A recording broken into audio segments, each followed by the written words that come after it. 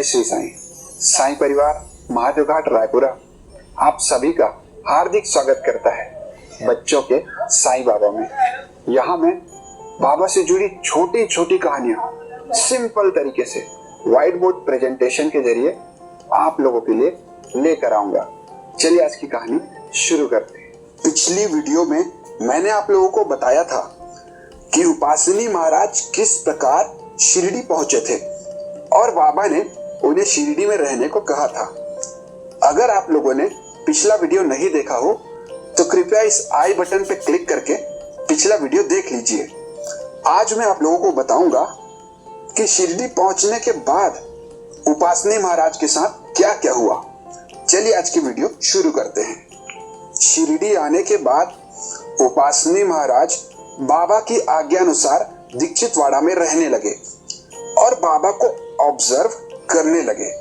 वे लोगों से बाबा के बारे में जानकारी लेते थे और द्वारका माई जाकर बाबा के दर्शन कर उनकी आरती में सम्मिलित होते थे।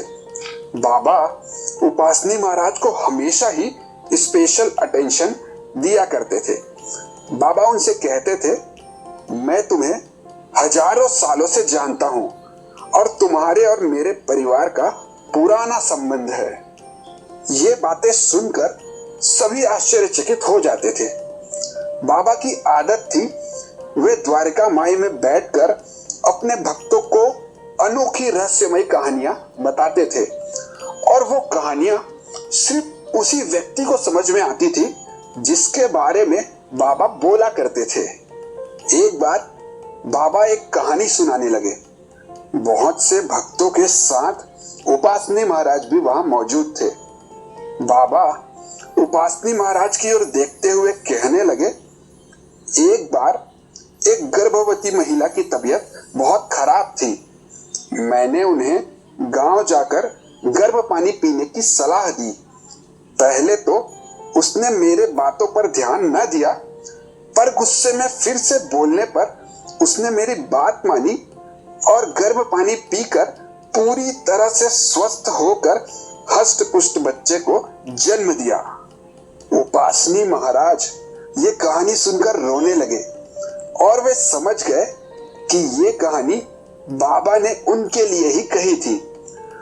और जो बूढ़ा व्यक्ति राहुरी और जजूरी में उनसे मिलने आया था और जिसने गर्भ पानी पीने की सलाह दी थी, वो कोई और नहीं बल्कि साईं बाबा ही थे।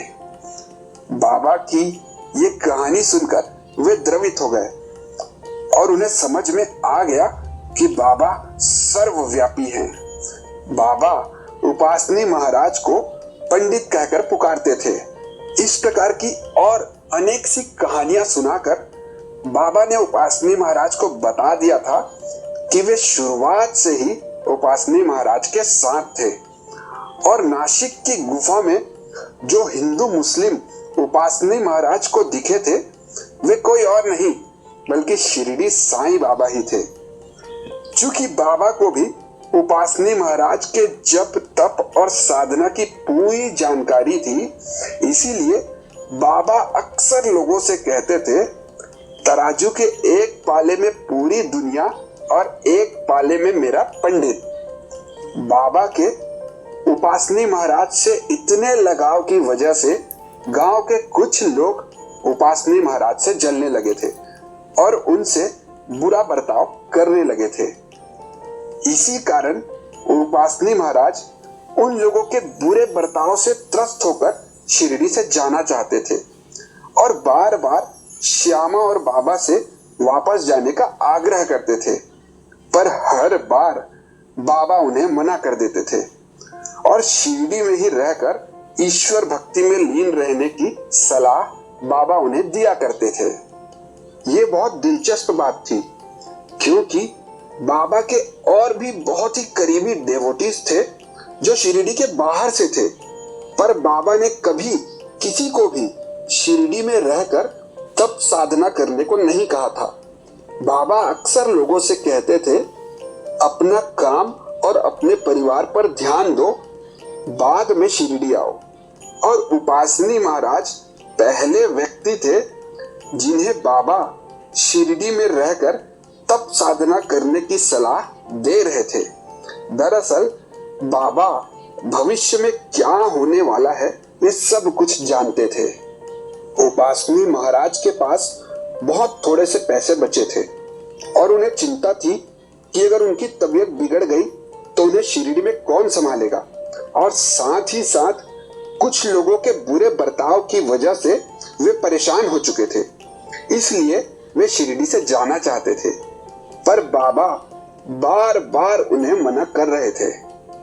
आखिरकार उपासनी महाराज दीक्षितवाड़े से निकलकर खंडोबा मंदिर में जाकर रहने लगे।